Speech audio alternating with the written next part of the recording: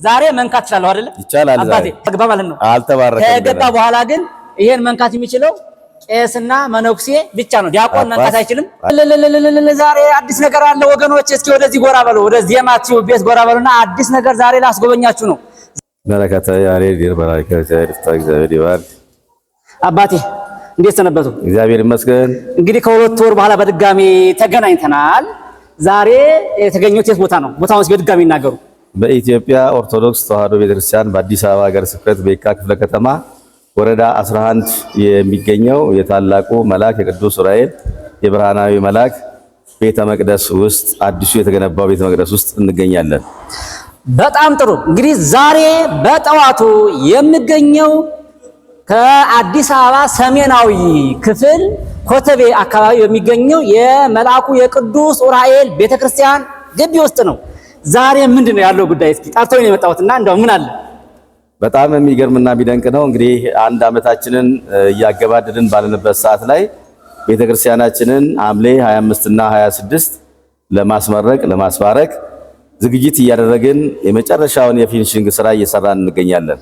በጣም ጥሩ። እንግዲህ ዓመት ባልሞላ ውስጥ የመልአኩ የቅዱስ ዑራኤል ቤተክርስቲያን ከካሳንችስ ቀጥሎ የሚታወቀው የኮተቤ ቅዱስ ዑራኤል ቤተክርስቲያን ዛሬ የምርቃቱ ቀን ላይ ልንደርስ 2 ቀን ቀርቶናል። ስለዚህ ሐምሌ 25 ይባረካል ማለት ነው። ረልልበል ለዛውን ደግሞ ዓመት ባልሞላ ውስጥ የሚገርም ነው። እንግዲህ እስኪር ላይ ካሜራ ከፍ አድርግላቸው። ይኸው ስዕሉ ሁሉ ነገሩ በጣም በሚገርም ሁኔታ በሚደንቅ ሁኔታ ይሄ ቤተክርስቲያን ዓመት አይደለም 7 ዓመትና 8 ዓመት እንኳን ያልቃል ተብሎ የማይገመት ቤተክርስቲያን ነው። ተመልከቱ፣ በሩ እንዴት ውብና ማራኪ እንደሆነ እጅግ ልዩ ነው። የተፈለፈለ ነው ይባላል አይደለ? ፍልፍል ይባላል። ፍልፍል ነው።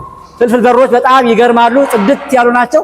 ስዕሉ እዚሁ አለ። የድንግል ማርያም ስዕል፣ የጌታ ስቅለቱ ስዕል አለ። በጣም የሚገርም ቤተክርስቲያን ተሰርቷል እዚህ ቦታ ላይ። ስለዚህ ሐምሌ 25 ምርቃቱ ይደረጋል ማለት ነው። ይመረቃል። በዚህ ቦታ ማን ይገኛል ማለት ነው? በዛ ቀን ብፁዕ አባታችን ተወዳጁ ባህታዊው ደጉ ርሩ አባታችን ብፁዕ አቡነ ሕርያቆስ ተገኝተው ይባርኩታል። ብፁዕ አቡነ ሕርያቆስ ተገኝተው የሚባርኩት ታላቁ ቤተ መቅደስ የቅዱስ ዑራኤል ቤተ መቅደስ ይሄ ነው። ለሐምሌ 25 ሁላችሁም የት ናችሁ? ኮተቤ ቅዱስ ዑራኤል። በጣም ጥሩ። ሌላ ምናየው ነገር አለ? አዎ፣ ወደዚህ አባቴ። እሺ፣ አሁን ደግሞ ወደዚህ የምናየው ነገር አለ ተብያለሁ። እስኪ ኑ። እነዚህ ነገሮች ምንድን ናቸው አባቴ? መንበር የታቦቱ ተመልከቱ። በክብር የሚቀመጥበት መንበር ይባላል። አዲሱ መንበር የሚገጠመው ተመልከቱ። በጣም ልዩ ነው። ዛሬ መንካት ይችላል አይደል? ይቻላል ዛሬ ገና ስላልገባ ማለት ነው። አልተባረከም። ከገባ በኋላ ግን ይሄን መንካት የሚችለው ቄስና መነኩሴ ብቻ ነው። ዲያቆን መንካት አይችልም። በጣም የሚገርም ልዩ መንበር ካሜራማናችን እያስገባ ነው አይደለ? ይሄ ነው እንግዲህ አንዱ ዋናው መንበር ማለት ነው። አዎ፣ በጣም ጥሩ። እሺ፣ ከላይ ከመንበሩ በላይ የሚቀመጠው ጉልላት የሚባለው ይሄ ነው። በጣም ጥሩ። እግዚአብሔር ይመስገን። ይኸው ጉልላቱ ደግሞ በጣም ያምራል፣ የተለየ ነው። እንዳጠቃላይ ግን ከበር ጀምሮ በአንድ መልክ በአንድ ወጥ ፍልፍል እንጨት ላይ የተሰራ መንበር ነው። ይገርማል። ይሄ እንግዲህ ለመቼ ነው የሚቀደስበት? ከሐምሌ 25 ጀምሮ ስራ ይጀምራል፣ ይቀደስበታል። ሁላችንም ይባርከናል፣ ያማልደናል መልአኩ ቅዱስ ዑራኤል። አባቴ በጣም ደስ ብሎኛል። እስኪ ና ወደዚህ ደግሞ። ይሄ ደግሞ የሴቶቹ መግቢያ በር ነው። እጅግ ያማረ እመቤታችን ኪዳነ ምሕረት ተፈልፍሎ የተሰራ እንደዚሁ ያማረ በር ነው። እጅግ ጽብ የተባለ ህንጻ ቤተክርስቲያን የሰራ ነው። አጠቃላይ በጣም የሚገርም ነው። አንተ በጣም ይሄ ስዕሉ ነገር ግን ተመልከት፣ ራሱ እኮ በአካል ያለ ነው የሚመስለው። የድንግል ማርያም ወይ ደግሞ የኪዳነ ምሕረት በጣም ጥሩ የእሷ ስዕል ነው። ይሄ የትኛው በር ነው? ይሄ የሴቶች በር በኩል ያለ ማለት ነው። የመቅደሱ በር። የመቅደሱ በር። ወንዶቹ ደግሞ እንሄዳለን። ይገርማል። እሺ፣ ተከተለን ካሜራማናችን።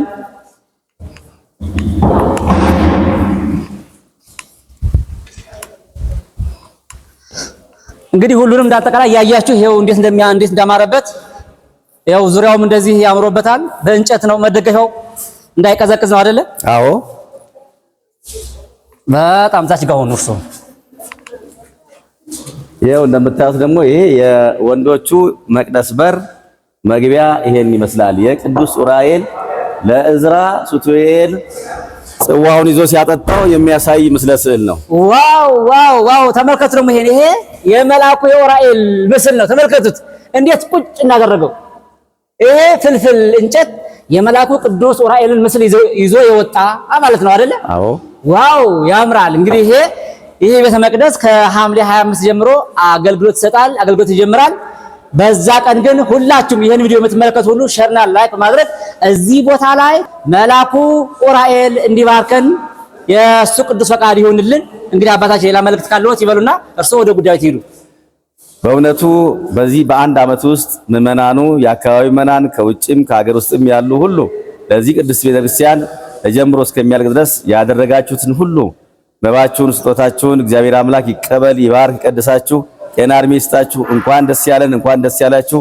ለ25 እና ለ26 በሰላም በጤና ያድርሰን። ስሞት ማን ነበር? መላከ ኃይል አባ ኃይለ ገብርኤል ከተማ እባላለሁ።